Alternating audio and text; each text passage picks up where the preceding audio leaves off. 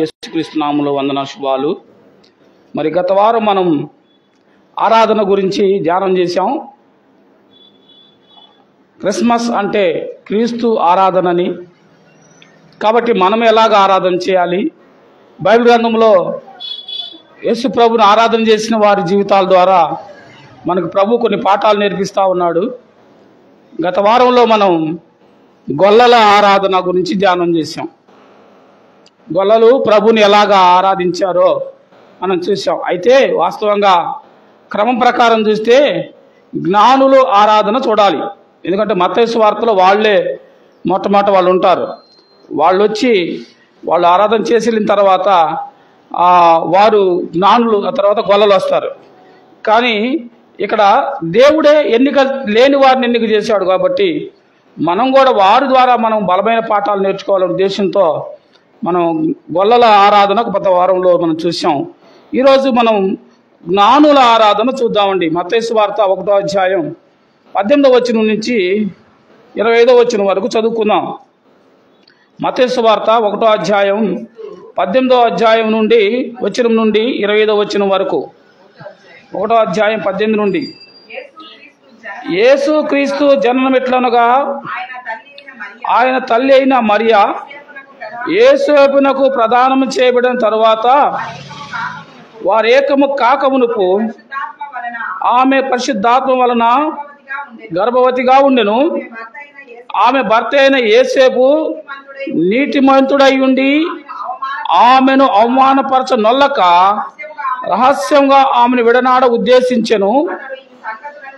అతడు ఈ సంగతులను గూర్చి ఆలోచించుకొనుచుండగా ఇదిగో ప్రభు దూత స్వప్నమందు దూత ప్రత్యక్షమై దావీదు కుమారుడవైన యేసేపు నీ భార్య అయిన మరియను చేర్చుకొనుటకు భయపడకము, ఆమె గర్భము ధరించినది పరిశుద్ధాత్మలో కలిగినది. ఆమె ఒక కుమారుని కనును, తన ప్రజలను వారి పాపముల నుండి ఆయనే రక్షించును. కనుక ఆయనకు యేసు అను పేరు పెట్టబడును. ఇదిగో కన్యక గర్భవతి అయి కుమారుని కనును, ఆయనకు ఇమ్మానుయేలు పేరు పెట్టబడును అని ప్రభు తన ప్రవక్తల ద్వారా పలికిన మాట నెరవేరినట్లు ఇదంతా జరిగెను. ఇమ్మానుయేలు పేరునకు భాషాంతరము దేవుడు మనకు తోడు అని అర్థము.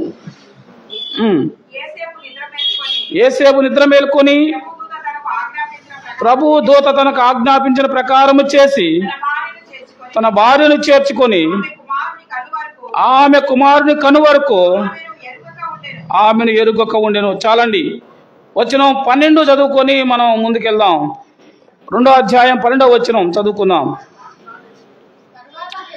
తర్వాత హేరోదు వద్దకు వెళ్ళవద్దని స్వప్నమంది దేవుని చేత బోధింపబడిన వారై వారు మరి యొక్క మార్గమున తమ దేశము తిరిగి వెళ్ళిరి.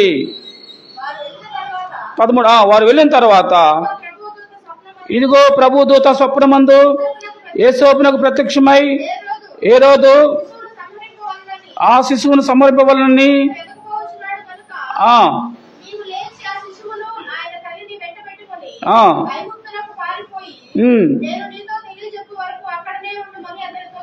చాలండి, ప్రార్థన చేసుకుందాం. దయాళుడు అయిన తండ్రి, నీ ఘనమైన నామముకు వందనాలు. ఏదకాలం తండ్రి నాయన ఇప్పటి వరకు ఆరాధనలో మాకు సహాయం చేశారు నాయన. చివరిగా నీ వాక్యాన్ని ధ్యానం చేస్తున్నాం. మనుషుని మరుగు చేసి కొద్ది విషయాలు మాతో మాట్లాడమని మా రక్షకుడైన యేసుక్రీస్తు నామములో అడుగుతున్నాం తండ్రి, ఆమేన్. ప్రియులారా, యేసుక్రీస్తు పుట్టుక జననం ఎట్లు అని మనం చూస్తూ ఉంటే మత్తయి సువార్త 1వ అధ్యాయం 18 నుంచి 25 వరకు మనం చూస్తాం. ఆయన పుట్టుక ప్రత్యేకమైనది. ఆయన నీలాగా నాలాగా మానవులందరిలాగా పుట్టినవాడు కాదు. మనందరం కూడా తల్లిదండ్రుల యొక్క వివాహ బంధం ద్వారా మనం కలిగిన వారం. కానీ యేసు ప్రభు వారు కన్య గర్భాన జన్మించిన వాడు, పురుషుని ఎరగని స్త్రీకి జన్మించిన వాడు. పరిశుద్ధాత్మ ఆమెను ఆవరించినప్పుడు ఆమె గర్భం ధరించబడి పుట్టినవాడు కనుక ఆయన పుట్టుక ప్రత్యేకమైనది. నా మాటలు మీకు అర్థమవుతున్నాయా?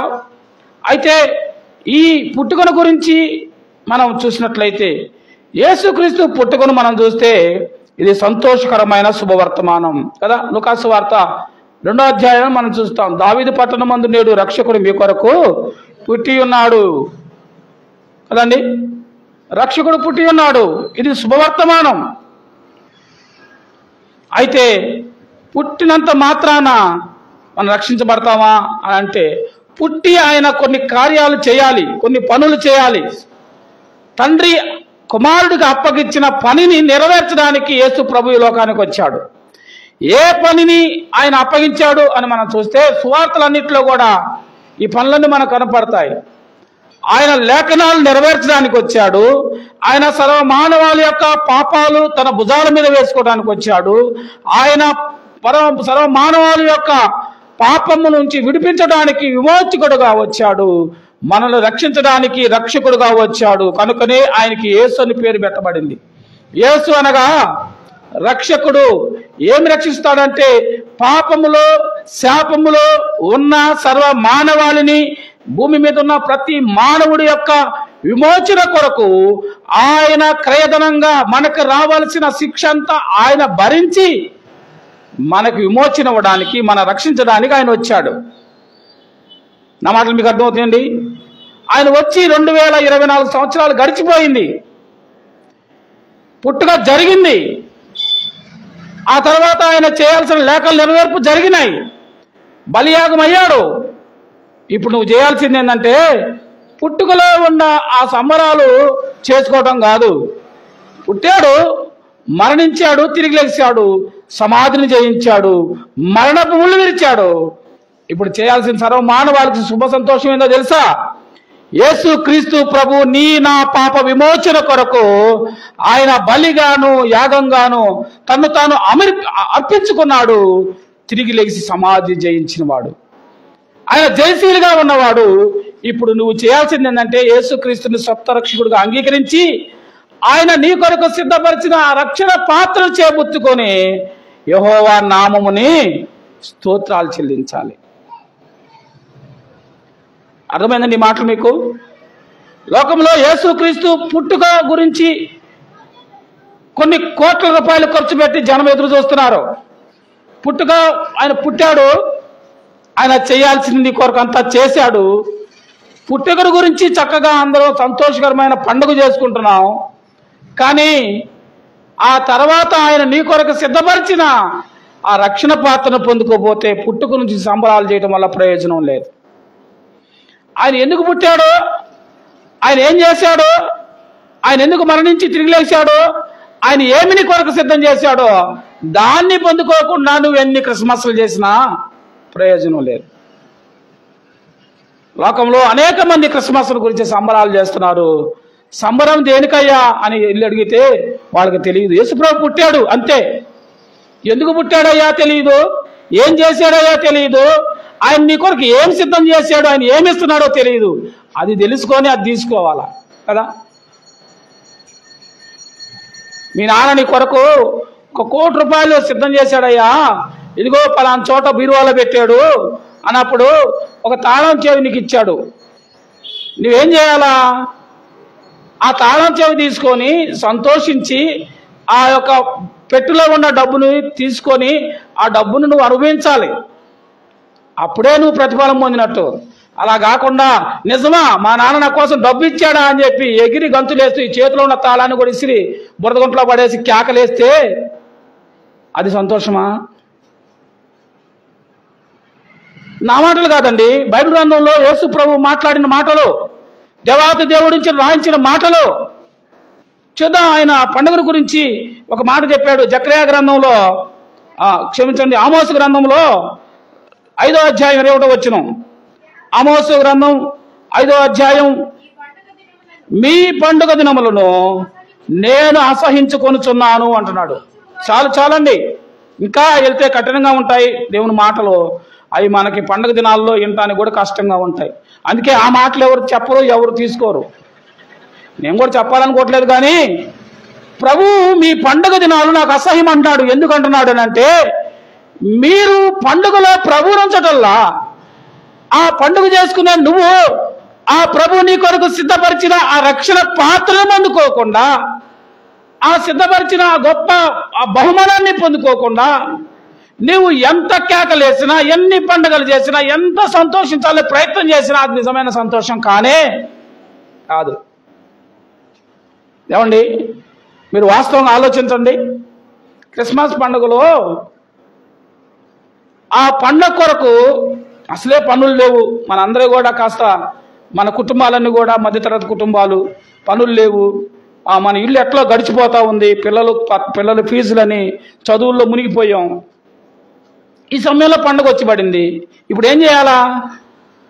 ఎట్లాగైనా సరే 5 రూపాయలు వడ్డీ అయినా 10 రూపాయలు వడ్డీ అయినా తీసుకొని పిల్లలకు బట్టలు కొనిపించకపోతే, కళ్ళ ముందు మా పిల్లలు బట్టలు వేసుకొని తిరగకపోతే ఎట్లా? వాళ్ళు వేసుకున్నారు, వీళ్ళు వేసుకున్నారు కాబట్టి మా పిల్లల్ని అవమానించడం ఇష్టం లేదని. తల్లి తండ్రి ప్రేమ ఎలా ఉండేదంటే, మరి ముఖ్యంగా తల్లి ప్రేమే. తండ్రి అన్న, అమ్మా ఎందుకులేమ్మా అంతంత వడ్డీలు తీసుకొని పిల్లలకి అవసరమా? ఏదో పోయిన సంవత్సరం మంచిగా తెచ్చాము, మన పుట్టినరోజు తెచ్చాముగా, ఆడు సరిగ్గా వేసుకోలేదుగా, అవి వేద్దామని అంటారు. తండ్రి ఆలోచన చేసి ఏం అసలు ఒప్పుకోదు. వాళ్ళే వాళ్ళలాగా ఉండవండి. వాళ్ళ పిల్లలు వీళ్ళ పిల్లలు మంచి మంచి బట్టలు వేసుకున్నారు. మన పిల్లలు ఏం తక్కువ? ఏదైతే అయింది సంవత్సరానికి ఒక్కసారిగా వచ్చేది, కానీ అయితే అయింది 10 అయితే అయింది 15 అయితే అయింది, వడ్డీ తీసుకుందాం. కానీ అని ఏం చేస్తాం? తీసుకొని బట్టలు వేస్తాం, సంతోషిస్తాం. పండగ అయిపోయిన తర్వాత వాడు వచ్చి మన ఇంటి మీద నుంచుంటాడు వడ్డీకి. అప్పుడుండి దసరైన పండగ మనకి. ప్రియులారా, ఎందుకు ఈ మాటలు చెప్తున్నాను? మిమ్మల్ని లభించడానికో మిమ్మల్ని దుఃఖపరచడానికి చెప్పే మాటలు కాదు, కానీ బిడ్డలకు బట్టలు తీసుకోవాలి. బిడ్డల బాధ్యత తల్లిదండ్రులది. ఈ రోజుల్లో తల్లిదండ్రులు వారి బాధ్యతను చాలా చక్కగా నెరవేరుస్తున్నారు. కడుపు మార్చుకొని బిడ్డలు అవసరమైతే వాళ్ళ అవసరాల కోసం ఎన్నో త్యాగాలు చేస్తున్నారు. అందుని బట్టి నేను దేవుణ్ణి స్తుతిస్తూ ఉన్నాను. కానీ మన పండుగలో ప్రభువుకి మహిమకరమైంది ఏదైనా ఉందా అంటే అది మిస్ అవుతున్నాం. జాగ్రత్త. క్రిస్మస్లో ఒక భక్తుడు అంటున్నాడు, క్రిస్మస్లో క్రీస్తు మిస్ అయ్యాడు అని అంటున్నారు. క్రిస్మస్లో క్రీస్తు లేడు. ఒక ఇంట్లో ఒక గొప్ప పుట్టినరోజు పండుగ జరుగుతుందండి. ఒక బాబు పుట్టాడు వాళ్ళ ఇంట్లో. ఆ బాబు పుట్టంగానే వాళ్ళు గొప్ప విందు చేసుకునే పెద్ద కోటీశ్వరులు. చాలామంది గెస్టులు పిలిచారు. చాలామంది కోటీశ్వరులు కార్లు వేసుకొని, షూట్లు వేసుకొని వచ్చారు. ఎన్నో బహుమానాలు తీసుకొని వచ్చారు. పిల్లవాడిని చక్కని ఉయ్యాల తొట్టులో పండేశారు. మంచి కొత్త బట్టలు వేసేసారు. ఇక వచ్చి 1, 2, 2 చూసారు పిల్లోడిని. తర్వాత వాళ్ళందరూ వచ్చి వాళ్ళ అమ్మకి, పిల్లలకి ఏమి ఇస్తాం, తీసుకెళ్ళి గిఫ్ట్లు ఇస్తే తీసుకోలేడు కదా, పసిపిల్లోడు కదా, వాళ్ళ అమ్మకి బహుమానాలు ఇవ్వడం, తీసుకోవడం, అక్కడ పెట్టడం. వాళ్ళ అమ్మ ఆ ఫోటోలు దిగడంలో నిమగ్నం అయిపోయింది, స్నేహితుల్ని ఆహ్వానించడంలో. వాళ్ళ నాన్న వచ్చిన ఫ్రెండ్స్కి పార్టీ ఇచ్చే పనులు నిమగ్నం అయిపోయాడు. ఈ పక్కన ఉన్న పనోళ్ళు ఈ బహుమానాలన్నీ నిండిపోయినాయి. దీన్ని తీసి మెల్లిగా అటేయటం మొదలుపెట్టాడు. ఉయ్యాల తొట్టులో పడిపోయినాయి. ఆ పడుకొనున్న పసిపాప ముఖం మీద ఈ బహుమానాలు పడిపోయినాయి. పాప పశువులు ఆ యొక్క చాలలో ఉంది, ఆ తొట్టులో ఉంది, ఉయ్యాలలో. వీళ్ళు చక్కగా ఆనందిస్తున్నారు. విందు స్టార్ట్ అయింది, పార్టీ స్టార్ట్ అయింది. వచ్చిన వాళ్ళందరూ హ్యాపీ క్రిస్మస్ అని చెప్పుకుంటూ, హ్యాపీ బర్త్డే అని చెప్పుకుంటూ ఆనందపడతా ఉన్నారు. ఆ తర్వాత కేక్ కట్ చేద్దాం, పాపని తీసుకురండి అని చెప్పి వెళ్ళారు. చూస్తే తొట్టులో పాప ఎలా ఉంది ఆలోచించేయండి. పాప ఊపిరాడక చనిపోయింది. యేసు ప్రభు కూడా మరలా మన కొరకు చనిపోతున్నాడు. జాగ్రత్త సోదరుడా, సోదరి. క్రిస్మస్లో క్రీస్తు లేడు. ఆయన పేరు చెప్పుకొని వాళ్ళు విందు చేసుకున్నారు, వినోదం చేసుకున్నారు, కథా భోజనాలు చేసుకున్నారు, ఎన్నెన్నో బహుమానాలు పొందుతూ ఉన్నారు తల్లిదండ్రులు. కానీ బిడ్డకే ప్రయోజనం, బిడ్డ పుట్టిన దానికే ప్రయోజనం లేదు. యేసు ప్రభు పుట్టాడు. ఆయన పుట్టాల్సింది ఎక్కడో తెలుసా? ఆయన పుట్టాడు యెరూషలేములో. ఆయన ఇప్పుడు పుట్టాల్సింది హృదయంలో, నీ జీవితంలో. అలా పుట్టకపోతే ఆయన పుట్టుకకు అర్థం లేదు. మన జీవితాల్లో యేసు ప్రభు పుట్టకపోతే మనం ఎన్ని క్రిస్మస్లు చేసినా ప్రయోజనం లేనే లేదు. కాబట్టి క్రీస్తు లేని క్రిస్మస్ చేసేవారుగా మీరు ఉండకూడదు. క్రీస్తుని ధరించిన వారుగా, క్రీస్తు ప్రేమను ఎరిగిన వారుగా, క్రీస్తు చెప్పిన ఆరాధన చేసేవారుగా మీరు ఉండాలి. వాళ్ళు అలా లేరు. కాబట్టి ఇశ్రాయేలు ప్రజలు మాటి మాటికి పండుగల పేర్లు చెప్పి ఏం చేస్తున్నారు? బలిస్తున్నారు, పశువులు బలిస్తున్నారు, చక్కగా తింటున్నారు, తాగుతున్నారు, ఆడుతూ మొదలు పెట్టారు. కాబట్టి ప్రభు అన్నాడు, మీ పండుగ దినమున నాకు అసహ్యం అన్నాడు. కానీ ఊరికే అనలా. నువ్వు సరైన విధానంలో ఆరాధన చేస్తూ సరైన విధానంలో బిడ్డలను క్రమంగా దేవుని మాటలు చెబుతూ మందిరానికి వెళుతూ సరైన ఆరాధన చేస్తే ప్రభు నీ పండగ నాకు అసహ్యం ఎందుకంటాడు? ఏమా ఒకసారి ఆలోచించారా? మనం సరైన విధానంలో మన పండగలు కూడా లేవు. ఆనాడు ఇశ్రాయేలు అలాగ చేయలేదు, నేడు క్రైస్తవులు కూడా అలాగ చేయట్లేదు. ఇది వాస్తవం కాదంటారా అవునంటారా? ఒకసారి మనల్ని మనం పరీక్షించుకుందాం. యేసు ప్రభు పుట్టింది, యేసు ప్రభు ఈ లోకంలో జీవించింది, ఆయన అన్ని బాధలు అనుభవించింది ఎందుకొరకంటే నీ రక్షణ కొరకు. నువ్వు రక్షించకుండా, నువ్వు మారు మనసు బాప్తిసం పొందకుండా నువ్వు ఎన్ని క్రిస్మస్లు చేసినా ఆయనకు సంతోషం లేనే లేదు. కనుక క్రిస్మస్లో క్రీస్తుని మిస్ అవ్వకూడదని వాక్యం ద్వారా ప్రభు మాట్లాడుతున్నారు. రెండవది మనం చూద్దాం, ఎవరు ప్రభుని ఆరాధన ఎలా చేశారు. 2వ అధ్యాయం 1వ వచనం నుంచి చూద్దాం. 2వ అధ్యాయం మత్తయి సువార్త 2వ అధ్యాయం 1వ వచనం నుంచి. రాజైన హేరోదు దినములందు యూదా దేశ బెత్లెహేములో యేసు పుట్టిన పిమ్మట ఇదిగో తూర్పు దేశపు జ్ఞానులు యెరూషలేమునకు వచ్చి యూదుల రాజుగా పుట్టినవాడు ఎక్కడా అని తూర్పు దిక్కున మేము ఆయన నక్షత్రం చూచి ఆయన పూజింపవచ్చితమని. ఎందుకు వచ్చారండి? ఏమండి ఎందుకు వచ్చారు? పండగ చేసుకోవడానికి వచ్చారా? తూర్పు దేశపు జ్ఞానులు ఆయన నక్షత్రాన్ని కనుగొని వారు యేసు ప్రభు వారు యెరూషలేములో పుట్టాడనే ఆ ప్రభువుని దర్శించడానికి, ఎక్కడ పుట్టాడో తెలియదు కానీ పుట్టాడు అనే దానికి ఆనవాలు ప్రభు వాళ్ళకి ఇచ్చాడు. ఏంటి ఆనవాలు? ఏమ్మా, ఏ నక్షత్రం అది? ఆయన నక్షత్రం. ఒకరోజు నక్షత్రం గురించి మాట్లాడేటప్పుడు ఈ నక్షత్రంలో రకాలు నేను పరిచయం చేస్తాను. ఆయన నక్షత్రం, ఆ నక్షత్రం ఎందుకు ప్రత్యేకపరిచ కోటాను కోట నక్షత్రాలు ఉన్నాయి, కానీ ఈ నక్షత్రం వేరు. ఏమిటి నక్షత్రం అని చూస్తే ఇది ఆయన నక్షత్రం. యేసు ప్రభు పుట్టుకను తెలియపరిచే నక్షత్రం, యేసు ప్రభు పుట్టుకను ప్రకటించే నక్షత్రం, యేసు ప్రభు యొక్క పుట్టిన స్థలాన్ని జ్ఞానులు చూపించే నక్షత్రంగా ఉంది ఆ నక్షత్రం. ఈ జ్ఞానులు ఏం చేస్తా ఉన్నారంటే వారు ఆ నక్షత్రాన్ని చూస్తూ వాళ్ళు బయలుదేరారు. వాళ్ళు ఎలా అంచనా వేశారంటే వినండి జాగ్రత్తగా. యేసు ప్రభు పుట్టి అప్పటికే సుమారుగా 2 సంవత్సరాలు అవుతుంది. వీళ్ళ ప్రయాణంలో వీళ్ళు ప్రయాణం ఇంచుమించుగా 2 సంవత్సరాలు ప్రయాణం చేశారండి. వీళ్ళు పుట్టంగలే మనం ఆ యొక్క క్రిస్మస్ నాటికలో పుట్టంగలే వెంటనే వెళ్ళి అందరూ వెళ్తారే, అలా కాదు. అది నాటికి కాబట్టి అలా వేస్తున్నారు. కానీ వాస్తవంగా ఆయన పుట్టిన దగ్గర నుంచి వీళ్ళు ప్రయాణం అయ్యి బయలుదేరి వెళ్తే సుమారు 2 సంవత్సరాలు పట్టింది. అందుకే హేరోదు కూడా ఆ యేసు ప్రభు వార్తను గురించి 2 సంవత్సరాల్లో పిల్లలందరినీ వధ చేయమని చెప్పి ఆజ్ఞ ఇచ్చాడు. ప్రియులారా, ఈ యొక్క జ్ఞానులు ఆరాధన ఈరోజు మన వాక్య ధ్యానం. జ్ఞానులు వారు లోకంలో గొప్ప జ్ఞానం కలిగిన వారు, వారు ప్రభువుని గురించి వారు అన్వేషణ చేసిన వారు. ఎన్నో పుస్తకాలు గ్రంథాలు వాడు తిరగవేసి లోకరక్షకుడు అయిన ఒక ఆయన పుడతాడు అనే సత్యాన్ని వాళ్ళు ఎరిగి లోకరక్షకుడి యొక్క పుట్టుకను గురించి ఎదురు చూస్తూ ఉన్నారు. ఆ పుట్టుక సమయం దగ్గరకు వచ్చింది. ఆ పుట్టుక సంబంధించిన ఆనవాలు ఆకాశంలో వాళ్ళకి నక్షత్ర రూపంలో కనిపించిన ఆ నక్షత్రాన్ని చూసి వాళ్ళు బయలుదేరారు. ఊరికే బయలుదేరలా. ఎలా వెళ్ళారు? వాళ్ళు బహుమానాలు తీసుకొని బయలుదేరారు. ఒక ఆయనేమో బంగారం, ఒక ఆయనేమో సామ్రాణి, ఒక ఆయనేమో బోళం. ఈ 3 తీసుకొని వాళ్ళు బయలుదేరారు. బయలుదేరిన ఆ యొక్క సమయాన్ని మనం చూస్తే చూడండి, ఇక్కడ నుంచి మనం ఢిల్లీ వెళ్ళాలంటే సుమారుగా మరి 1000 కిలోమీటర్ల పైనే ఉంటుంది. మన భారతదేశంలో ఒక భాగమైన ఢిల్లీ మన క్యాపిటల్. 1000 కిలోమీటర్లు మనం ఢిల్లీ వెళ్ళడానికి ట్రైన్లో వెళ్తే సుమారుగా 1 రోజు పడుతుంది. బస్సులో వెళ్తే 2 రోజులు పట్టవచ్చు కదా. బండి వేసుకుని వెళ్తే కూడా కొన్ని రోజులు పట్టవచ్చు. నడిచి వెళ్ళాలంటే నెలలు పట్టవచ్చు. ఆ విధంగా వాళ్ళు తూర్పు దేశం నుండి యెరూషలేముకు ప్రయాణము సంవత్సరాలు పట్టినాయి. వాళ్ళ యొక్క మరి మార్గంలో వాళ్ళకి ఎన్ని ఇబ్బందులు, వాళ్ళకి ఎన్ని శోధనలు, ఎన్ని శ్రమలు వచ్చినాయి ఒక్కసారి మీరు అర్థం చేసుకోండి. యేసు ప్రభు పుట్టారనే ఆనవాళ్ళు వాళ్ళకి కనిపించింది. ఆ నక్షత్రాన్ని చూశారు, బహుమానాలు తీసుకున్నారు, బయలుదేరారు. సంవత్సరాల పాటు ప్రయాణం చేయాలంటే మనం కేవలం ఒక హైదరాబాద్ వెళ్ళి 2 రోజులు ఉండి రావడానికే ఎంత హడావుడి చేస్తామండి. కొత్త కొత్త బ్యాగులు తీసుకుంటాం, బట్టలు పెట్టుకుంటాం కదా, చెప్పులు పెట్టుకుంటాం, బ్రష్లు పెట్టుకుంటాం, పేస్టులు పెట్టుకుంటాం, మళ్ళీ మార్గ మధ్యలో తినడానికి అయితే అల్పాహారం పెట్టుకుంటాం. ఇవన్నీ ఆ చలికాలం అయితే ఆ స్వెటర్లు రెడీ చేసుకుంటాం, ఎంతో సిద్ధపాటుతో మనం వెళ్తాం. మరి వాళ్ళు 2 సంవత్సరాల ప్రయాణం అంటే ఈ 2 సంవత్సరాల ప్రయాణంలో ఎండాకాలం వచ్చింది, వానాకాలం వచ్చింది, చలికాలం వచ్చింది, అన్ని కాలాలు సుమారుగా 2 సార్లు, ఒకసారి కాదు 2 సార్లు వాళ్ళు చూసుంటారు. ఈ మార్గ మధ్యంలో వాళ్ళు ప్రయాణంలో ఎన్ని శ్రమలు అనుభవించుంటారో ఒకసారి మీరు ఆలోచించండి. ఈ ప్రయాణంలో వాళ్ళు ఎంత ఓర్పు కలిగి ఉన్నారు, ఎంత సహనం కలిగి ఉన్నారో మనం ఆలోచిద్దాం.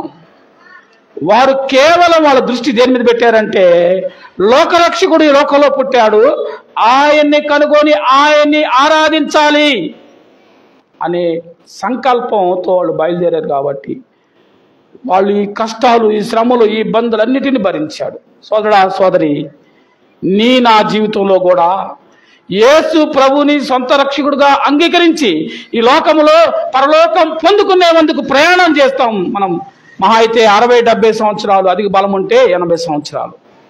ఈ ప్రయాణంలో మనకి ఎన్నో శోధనలు, శ్రమలు, కష్టాలు, ఇబ్బందులు, అనారోగ్యం, అవమానాలు మనకి కనిపిస్తూ ఉంటాయి.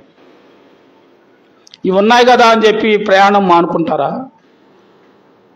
ఆ జ్ఞానులు వాళ్ళకున్న ప్రతికూల పరిస్థితుల్ని వాళ్ళు చూసి ఎక్కడ కూడా ప్రయాణం మానుకోవాలా.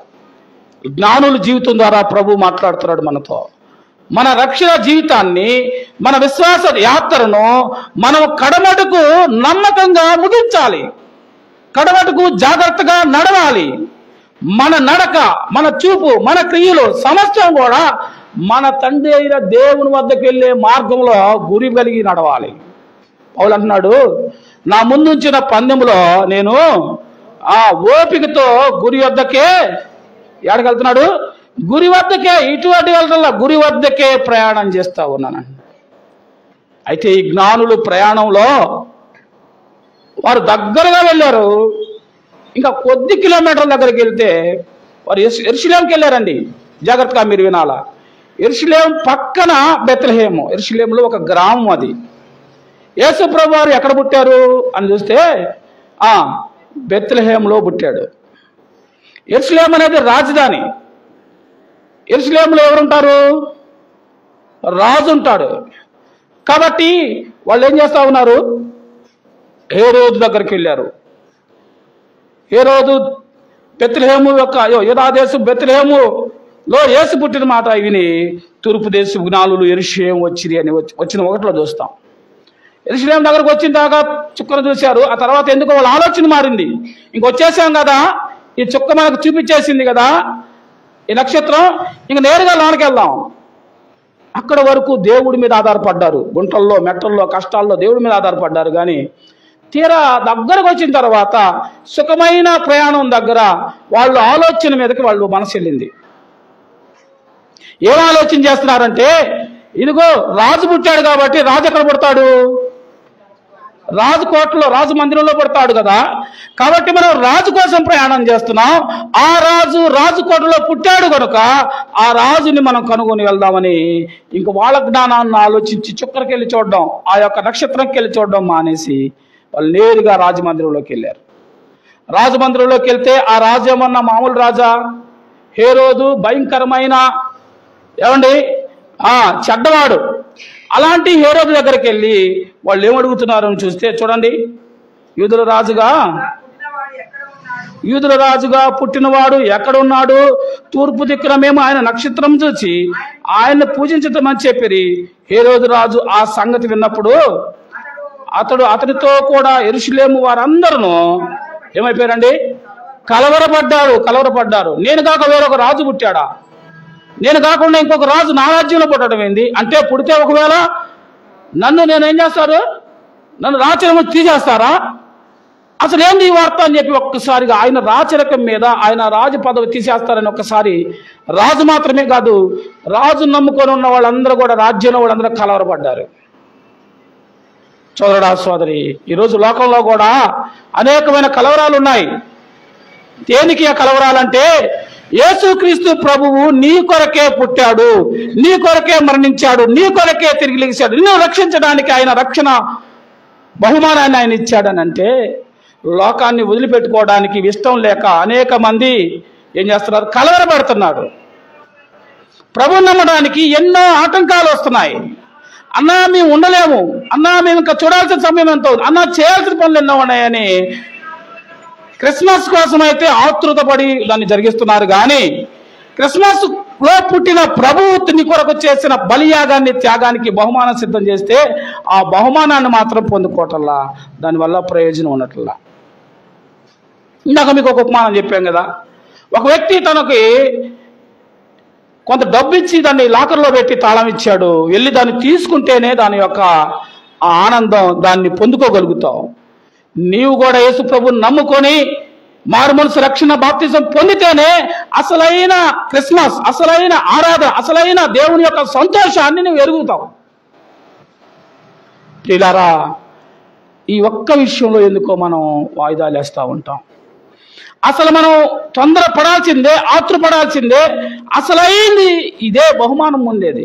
మిగతా అన్ని లోకంలో ఉన్నా పర్వాలేదు, కానీ ఇది ఉండడం వల్ల ఏమవుతావు? పరలోక రాజ్యానికి వారసుడు అవుతావు. కాబట్టి నువ్వు ఏది ఎన్నిక చేసుకుంటావు అనేది నీ చేతుల్లో ఉంది. యేసు ప్రభు నీ కొరకు సిద్ధపరిచిన బహుమానం అది. వీళ్ళు వెళ్ళి వాళ్ళు అడిగినప్పుడు వాళ్ళు కలవరపడ్డారు. ఆ రాజ్యంలో రాజు అనేక మంది కలవరపడ్డారు. ఈరోజు కూడా బాప్తిసం తీసుకున్నావా అని అంటే కలవరపడుతున్నారు. మందిరాలకు వస్తున్నారు, వాక్యం వింటున్నారు, ప్రార్థన చేస్తున్నారు, పాటలు పాడుతున్నారు, పని చేస్తున్నారు, కానుకలు ఇస్తున్నారు. కానీ అమ్మా బాప్తిసం తీసుకున్నావా, బాప్తిసం తీసుకున్నావా అనే లేకే, అమ్మో బాప్తిసమా, నేనా, అప్పుడేనా? యేసు ప్రభు పుట్టాడని చెప్తే కలవరపడ్డారే, అదే కలవరం లోకంలో చాలా మంది కలుగుతుంది. అందుకే ప్రభు ఏమన్నాడంటే భయపడొద్దు. ఏమన్నాడు? పోయిన వారంలో గొల్లలతో ఏమన్నారు? గొల్లలు ఆ రాత్రి ప్రభువు యొక్క స్వరం విని, ప్రభువు యొక్క ప్రభావం వెలుగును చూసి భయపడిపోయారు. ఏం చేశాడు? భయపడొద్దు, ఇదిగో ప్రజలందరికీ కలగబో మహా సంతోషకరమైన సువర్తమానం, దావీదు పట్టణమందు నేడు మీ కొరకు రక్షకుడు పుట్టాడు. కాబట్టి ఎందుకు భయపడుతున్నావు? ఏమిటి నీ కలవరం? ఎందుకు ఆలస్యం చేస్తున్నావు? నీ కొరకు శుభవర్తమానం ఉంది, నీ కొరకు బహుమానం ఉంది, నీ కొరకు రక్షణ ఉంది, నీ కొరకు సమస్తాన్ని సిద్ధం చేసిన వాడు ఉన్నాడు. ఆ సంతోషకరమైన వర్తమానం నీ జీవితంలో వెలగాలంటే అది క్రిస్మస్ ద్వారానో, బట్టల ద్వారానో, మరొక ద్వారా, బహుమానాల ద్వారా రాదు. నీ హృదయం మారాలా, నీ జీవితం మారాలా. అది మార్చడం కోసం మనకు రావాల్సిన దెబ్బలు ఆయన తిన్నాడు, మనకు రావాల్సిన శ్రమలు ఆయన పొందుకున్నాడు. కాబట్టి వాళ్ళకి అప్పుడు అర్థమైంది, అయ్యో మేము రాకూడని ప్లేస్కి వచ్చాం, అయ్యో మేము నక్షత్రం చూసి రావాల్సిన వాళ్ళం అక్కడ దాకా వచ్చాం, యెరూషలేము దాకా.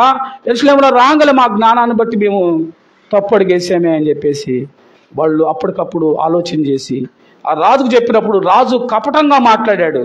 ఏమంటా ఉన్నాడంటే ఆ మాట విని ప్రవక్తలందరిని పిలిచి ప్రవక్తలతో తెలుసుకొని ఆ చదువు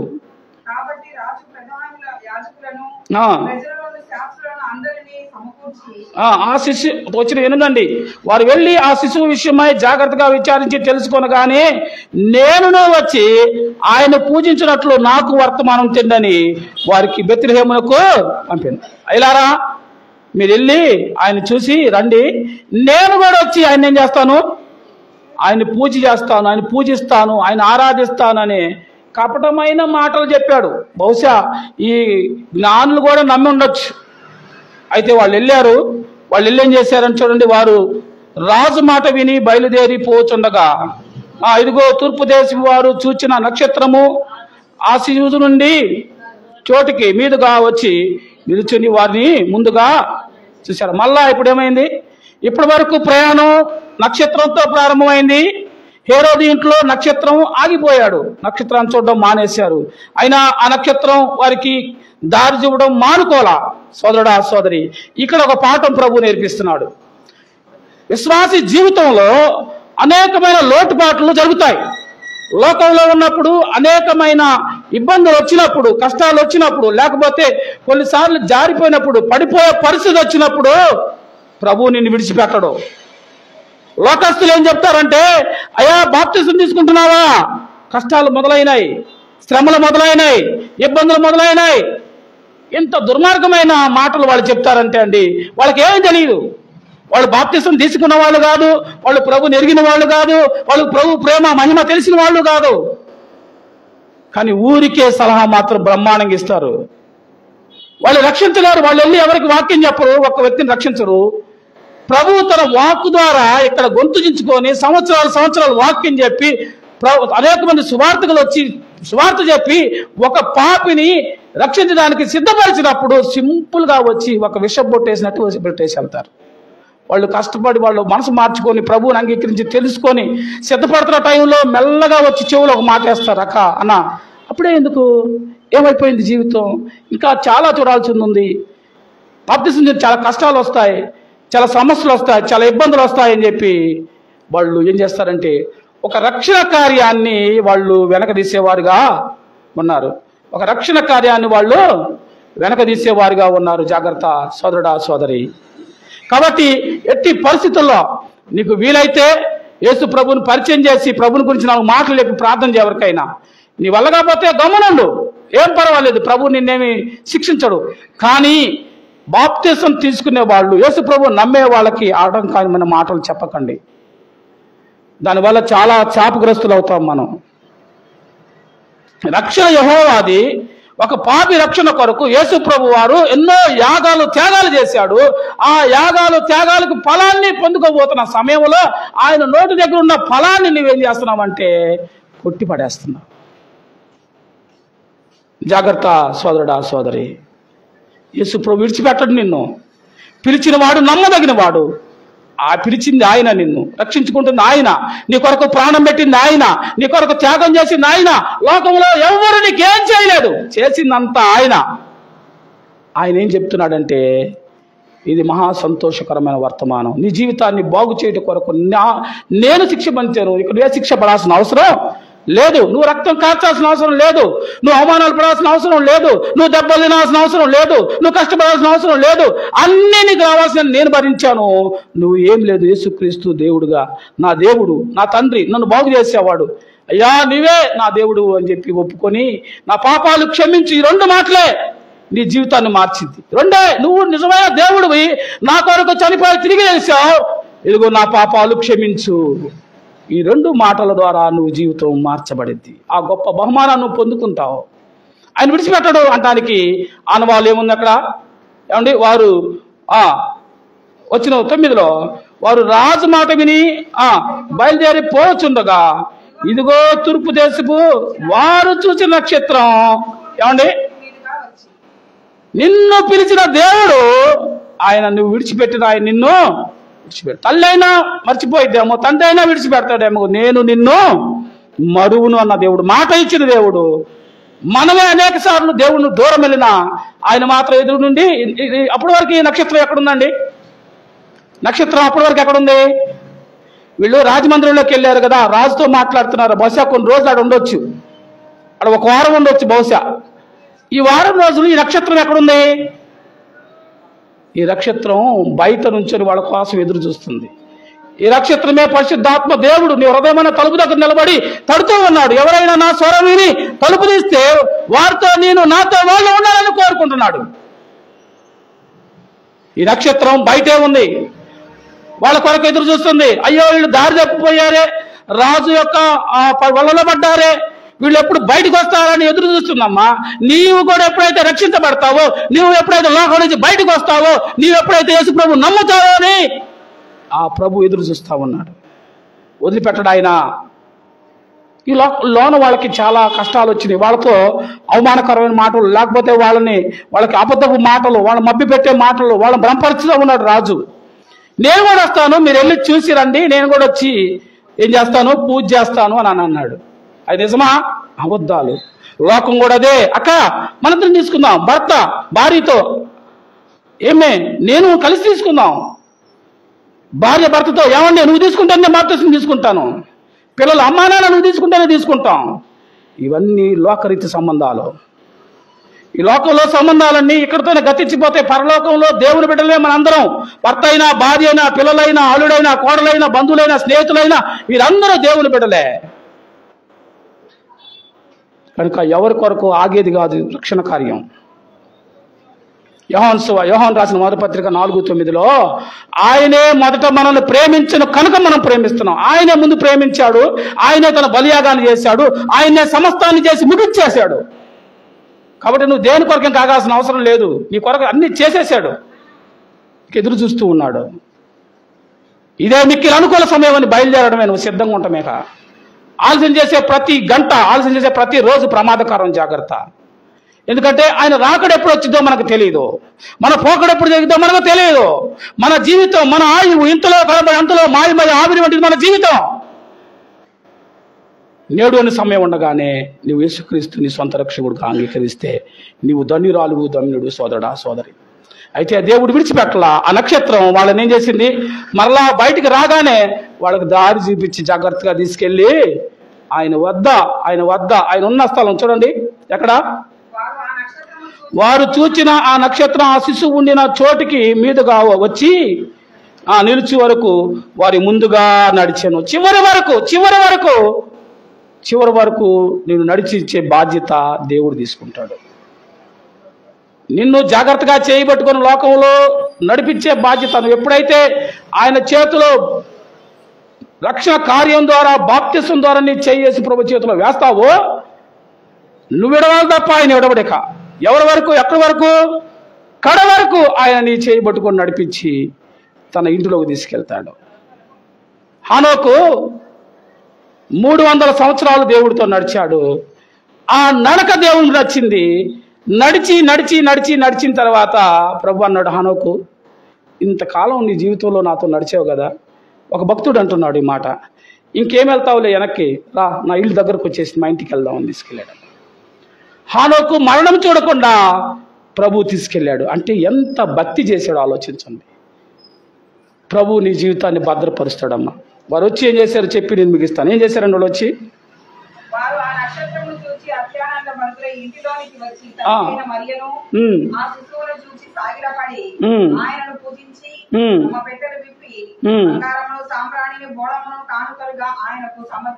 చాలండి. బంగారం దేనికి గుర్తు? బంగారం రాచరికానికి గుర్తు. యేసు ప్రభు వారు ఎలా పుట్టాడు? ఇక్కడ యూదుల రాజుగా పుట్టాడు కదా. దావీదు కుమారుడైన యేసు క్రీస్తు వంశావళి మనం చూద్దాం. చూడు, అబ్రహాం 1వ అధ్యాయం 1వ వచనం మత్తయి సువార్త. అబ్రహాము కుమారుడు దావీదు కుమారుడైన యేసు క్రీస్తు, దావీదు అనగా రాజు వంశంలో పుట్టినవాడు యేసుక్రీస్తు. కాబట్టి రాచరికానికి గుర్తు. ఆయన యూదుల రాజుగా పుట్టినవాడు ఎక్కడా అని అడిగారా లేదా? ఆయన రాజుగా పుట్టాడు కనుక రాచరికానికి గుర్తుగా ఒక జ్ఞాని ఏం చేశాడంటే బంగారాన్ని ఆయనకి సమర్పించాడు. రెండవ ఆయన ఏం చేశాడు? సాంబ్రాణి దేనికి గుర్తు? సాంబ్రాణి ఆరాధనకు గుర్తు. సాంబ్రాణి సుగంధ పరిమళానికి గుర్తు, సువాసనకు గుర్తు కదా. లోకంలో ప్రభువుని నమ్మిన నీవు సువాసన భరితమైన జీవితం, ఆయన మనందరికీ ఆయన సువాసనకరమైన జీవితాన్ని ఇవ్వడానికి, ఆరాధనకి యోగ్యుడుగా, స్తుతులకు పాత్రుడుగా ఆయన మనందరికీ ఉండడానికి గుర్తుగా ఈ లోకంలో పుట్టాడని ఆరాధనకు, ఆ సుగంధమైన జీవితానికి, పరిమళమైన జీవితానికి గుర్తుగా ఆయనకి సమర్పించారు. సాంబ్రాన్ని సమర్పించాడు. మూడోది బోళాన్ని సమర్పించాడు. బోళం దేనికి సూచనగా ఉందంటే, బోళం ఒక మనిషి చనిపోయిన తర్వాత ఆ శరీరం కుళ్ళిపోకుండా ఉండడానికి, ఆ శరీరం కంపుకోకుండా ఉండడానికి ఈ ద్రవ్యాన్ని, ఈ బోళాన్ని రాస్తారు. మరణించిన వ్యక్తికి రాసేది. అంటే ఈ ప్రభు పుట్టిన వెంటనే ఈయన మరణిస్తాడని జ్ఞానులకి దేవుడు ముందుగానే తెలియపరిచారు. కాబట్టి ఆయన మరణించినప్పుడు ఆయన శరీరం కుళ్ళు పట్టదు అని ప్రవక్తల ద్వారా ముందుగానే లేఖనాలు చెప్పినట్లుగా ఆయన మరణానికి, ఆయన శరీరానికి రాసే బోళానికి గుర్తుగా ఉన్నది. ఈ బోళాన్ని వారు సమర్పించారు. మనమైతే పుట్టినరోజు సమయంలో ఏదైనా చావు వార్తలు మాట్లాడుకున్నాం, పెళ్లి దగ్గరికి వెళ్ళి ఏదైనా చావు వార్త మాట్లాడుకున్నాం. మళ్ళీ అంటారు, అరే శుభవాన్ పెళ్లి కాడకు వస్తే చావు సంగతి ఎందుకురా, సుమా అంటే పుట్టినరోజు దగ్గరకు వచ్చి సావు సంగతులు ఎందుకు రాని మనం భయపడతాం. కానీ యేసు ప్రభు పుట్టుకకు బహుమానము బోళం వచ్చిందండి అంటే ఆయన చావును కూడా వాళ్ళు గుర్తు చేస్తా ఉన్నారు. యేసు ప్రభు మరణించకపోతే నీకు రక్షణ లేదు. పుట్టినంత మాత్రాన కాదు, పుట్టినందువల్ల రక్షకుడు పుట్టాడు. పుట్టిన తర్వాత చేసిన ప్రధానమైంది మరణించి తిరిగి లేవడం. ఇది ఒక పాపికి విమోచన, పాపికి రక్షణ. సోదరుడా సోదరి, ఆ జ్ఞానులు జ్ఞానవంతమైన పని చేసి ప్రభువుని ఆరాధించారు. మరి నీవు నేను జ్ఞానాన్ని గురించి ప్రసంగి భక్తుడు ఏమంటున్నాడో చెప్పి 2 మాటలు ముగిస్తాను గుర్తు చేసి. 8వ అధ్యాయం ప్రసంగి గ్రంథం 8వ అధ్యాయం 5వ వచనం. ప్రసంగి గ్రంథం 8వ అధ్యాయం 5వ వచనం.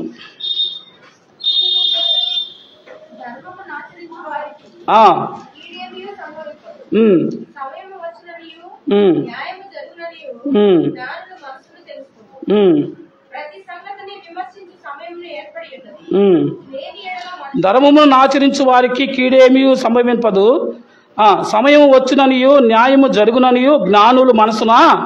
జ్ఞానులు ఏం చేయాలా? నీకొక సమయం వచ్చింది, ప్రభు పిలుస్తున్నాడు, ఆయన రాకలికి సిద్ధపడాలి అని నువ్వు జ్ఞానం కలిగి ప్రవర్తించాలి. వాళ్ళు ఏమంటున్నారంటే ధర్మమును ఆచరించే వారికి కీడేమీ సంభవించదు. బాప్తిసం తీసుకునే వాళ్ళకి లోకంలో కీడులు ఉంటాయి, కానీ దేవుడు ఆ కీడు నుండి తప్పిస్తాడు. నువ్వు జ్ఞానం కలిగి ఆలోచించు. జ్ఞానులకు కూడా కష్టాలు వచ్చినాయి, అయినా వాళ్ళు ఆరాధన చివరి వరకు వెళ్ళే వరకు వాళ్ళు ఏం చేశారు? వాళ్ళు జ్ఞానం కలిగి వెళ్ళారు, ధైర్యం కలిగి వెళ్ళారు, ఓర్పు కలిగి వాళ్ళు వెళ్ళారు. ఎస్తేరు గ్రంథం 6:13 ఒక మాట చెప్పి నేను ప్రార్థన చేస్తానండి. ఎస్తేరు గ్రంథం 6వ అధ్యాయం 13వ వచనం. త్వరగా ఎస్తేరు 6:13.